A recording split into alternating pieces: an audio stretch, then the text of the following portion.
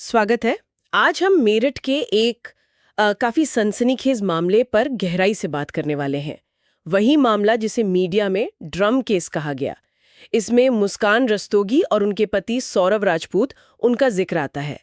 हमारे पास इस केस से जुड़ी कई रिपोर्ट्स हैं, पुलिस जांच की कुछ फाइंडिंग्स है, मीडिया कवरेज भी है और कुछ नोट्स भी हैं जो इसके सामाजिक असर पर रोशनी डालते हैं।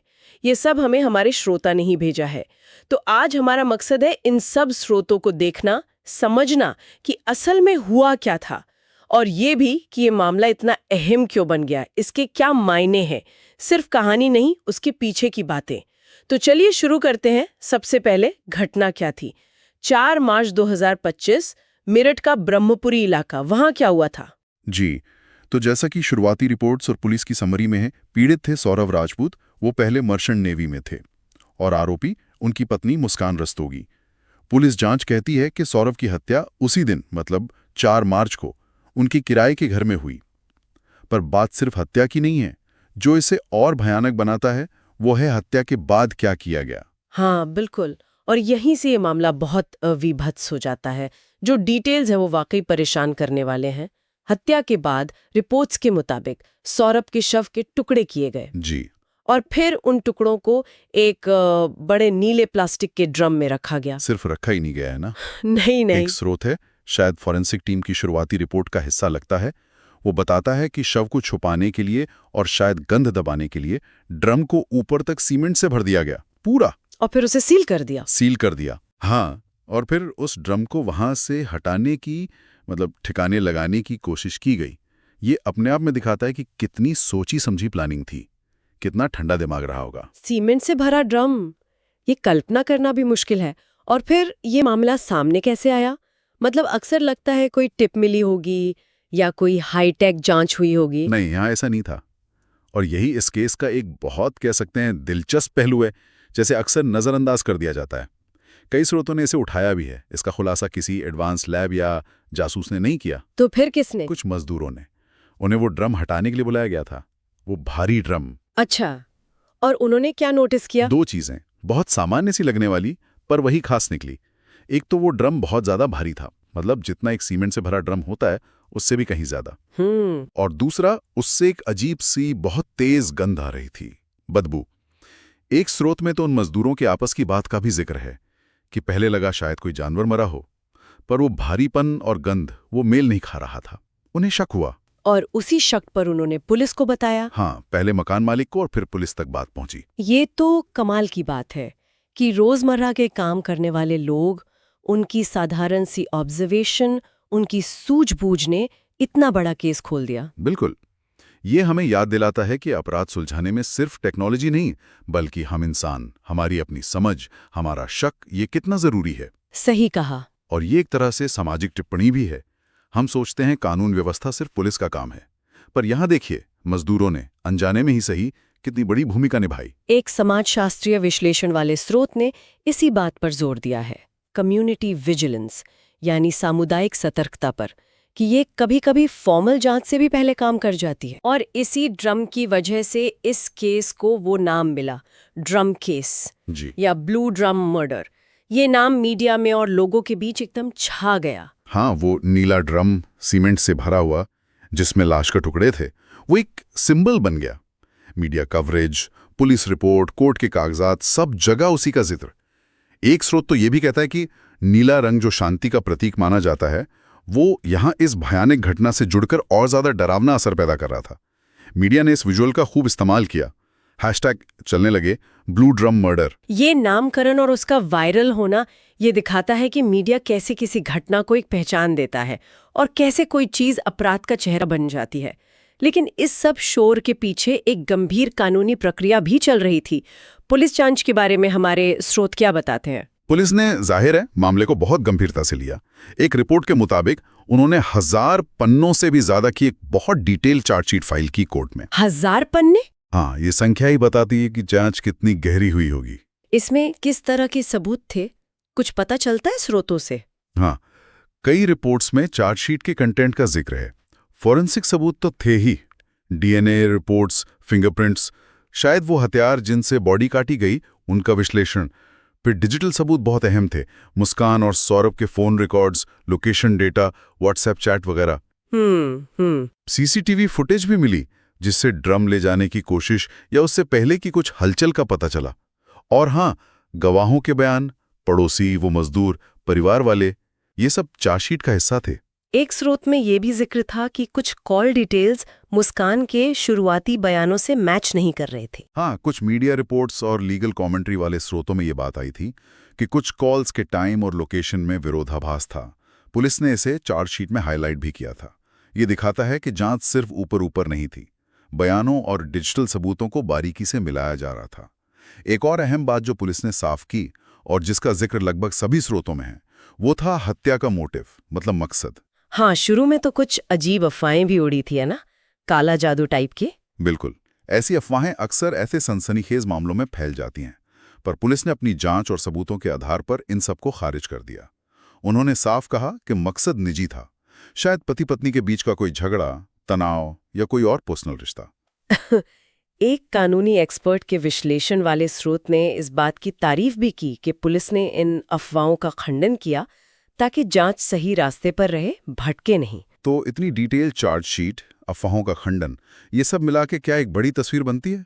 क्या ये आगे के लिए कोई मिसाल है? हाँ, कह सकते हैं। कई स्रोत मानते हैं कि ये केस, और खासकर जिस तरह से सबूत जुटाए गए, चार्जशीट बनी, वो भविष्य में ऐसे पेचीदा मामलों के लिए एक स्टैंडर्ड सेट कर सकता है। मतलब वो मामले जहां हत्या के बाद लाश को छुपाने या नष्ट करने की कोशिश होती है।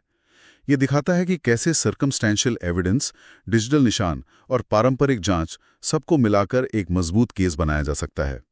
एक लीगल जर्नल वाले स्रोत ने तो इसकी बारीकियों की तारीफ भी की है। ये तो हुए कानूनी पहलू, लेकिन ऐसे मामलों का समाज पर भी बहुत गहरा असर पड़ता है। मुस्कान के परिवार का क्या हुआ? स्रोत क्या बताते हैं? ये कहानी का एक और दुखद पहलू है। कई रिपोर्ट्स और लोकल न्यूज़ के स्रोतों के मुताबिक घटना के बाद मुस्कान के परिवार को बहुत ज़्यादा सामाजिक बहिष्कार झेलना पड़ा। मतलब लोग उनसे कटने लगे? हाँ, बातें बनाना, कतराना, ये वो सोशल ट्रायल होता है जो अक्सर आरोपी के परिवार को भुगतना पड़ता है, भले ही उनका सीधे तौर पर कोई लेना देना ना हो। क्या हालात इतने बिगड़ गए थे? हाँ, एक स्रोत में एक पड़ोसी का बयान है, बिना नाम के लोग उनके घर के सामने से निकलने में भी कतराते थे। और खबरें तो यहाँ तक आईं कि परिवार पर इतना दबाव बना कि उन्हें अपना पुश्तैनी घर बेचना पड़ गया। ओह! ये दिखाता है कि कैसे एक इंसान के कथित जुर्म की सजा उसके पूरे परिवार को भुगतनी पड़ सकती है, सामाजिक तौर पर, आर्थिक तौर पर। ये वाकई बहुत दुखद है, और ये सवाल भी उठता है कि समाज का ये रिएक्शन कितना सही है। खैर, अगर हम इस केस को थोड़ा और बड़े कैनवस पर देखें, तो ये हमें रिश्तों और अपराध के बारे में क्या सिखाता है? देखिए, ये केस घरेलू अपराधों की जो इंतहा हो सकती है, उसका एक भयानक उदाहरण बन गया है।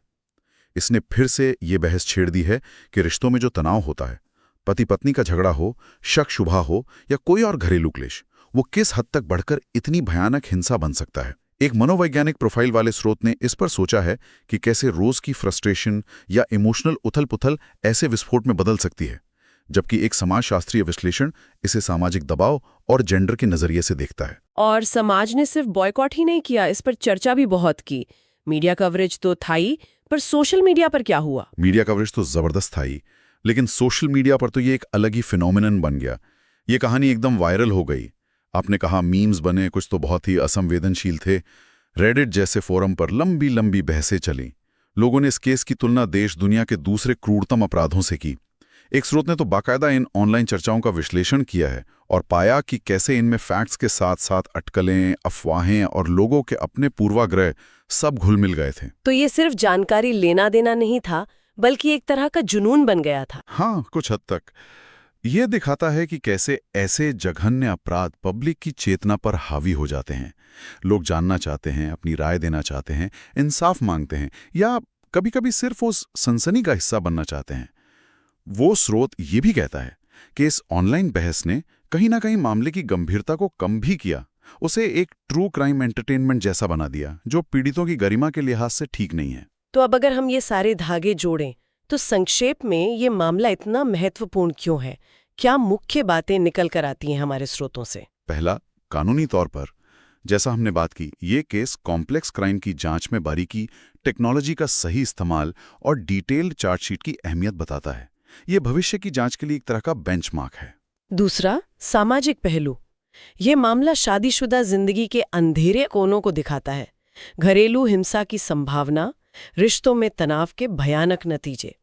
ये समाज के लिए एक आईना है। तीसरा, जन जागरूकता। इसने कई प्रैक्टिकल बातों पर ध्यान खींचा है, जैसे किराए पर घर देते लेते वक्त सावधानी, आस पड़ोस में कुछ असामान्य दिखे जैसे देर रात भारी ड्रम ले जाना तो नजर रखना, और सबसे अहम कि कैसे आम लोग जैसे वो मजदूर अपनी सजगता से जुर्म को रोकने या खोलने में मदद कर सकते हैं। और चौथा, मीडिया और कल्चर पर असर। वो नीला ड्रम सिर्फ एक केस प्रॉपर्टी नहीं रहा, वो सोशल मीडिया पर बहस, मीम, चर्चा का एक प्रतीक बन गया।